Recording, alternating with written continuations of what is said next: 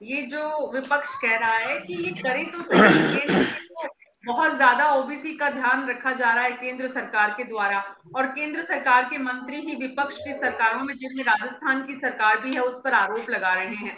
केंद्रीय मंत्री सामने आ रहे हैं। एक सप्ताह पहले उनका जो बयान आया था। कब तक जो आज ये मुद्दा उठा है, ये चुनावों तक मुद्दा बना रहेगा, या इसमें कोई ठोस नतीजे भी देखने को मिलेंगे, कुछ कर पाएंगे, कुछ सरकार के स्तर पर आपकी बात हुई है, या फिर आज तो प्रेस कॉन्फ्रेंस की बस शुरुआत है?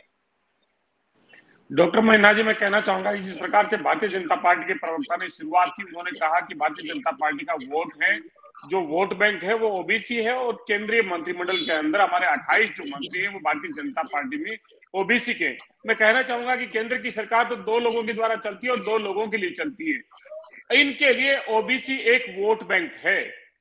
ये वोट बैंक के तौर पे ही उनका उपयोग करना चाहते हैं। लोगों के नंबर्स हैं इनके पास में, उन्हें कितने अधिकार हैं इसकी चर्चा नहीं करना चाहते।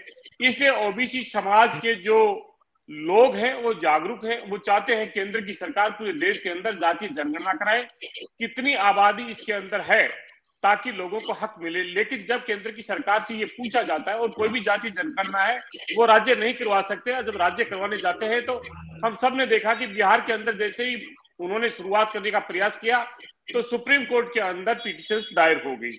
इसलिए भारतीय जनता पार्टी अगर ओबीसी की रहनुमाई करना चाहती है, अगर ओबीसी को मानती है वोट बैंक से ऊपर उनके हितों की रक्षा हो, उन वर्गों की रक्षा हो जिनकी समाज में भागीदारी है जितनी भी है, इसलिए जाति जनगणना हो। 2011 के अंदर हमने जाति सोशियो इकोनॉमिक कास्ट सेंसस शुरू किया था, लेकिन भारतीय जनता पार्टी की सरकार बन गई। वो आंकड़े जो जारी होने थे जाति जनगणना के, वो भारतीय जनता पार्टी ने जारी नहीं किए।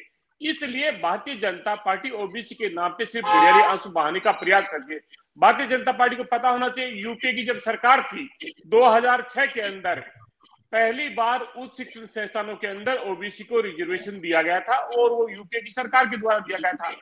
अगर रिजर्वेशन को कोई बढ़ाने का कोई काम किया गया तो राजस्थान के अंदर अशोक गहलोत जी की जो पहली सरकार थी 1998 में, तब हमने ना सिर्फ ओबीसी की चर्चा करते, एससी और एसटी इनका जो रिजर्वेशन था 8% और 6%, उसको दुगुना किया, 8 से 16 किया और 6 से 12 किया।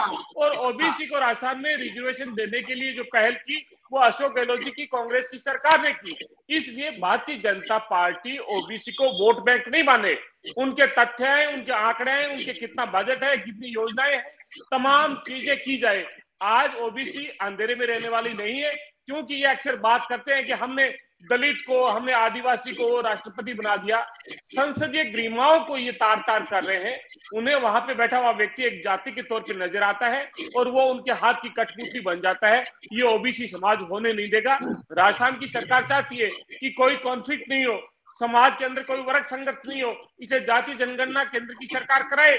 नहीं अगर कराती है तो जितने जो जातीय आंकड़े बढ़े हैं उनके अनुसार राजस्थान की सरकार ओबीसी के रिजर्वेशन को 21 से बढ़ा के 27% करने के लिए हमारे नेताओं ने उन्हें कहा है, और सरकार उस पर गंभीरता से विचार कर रही है।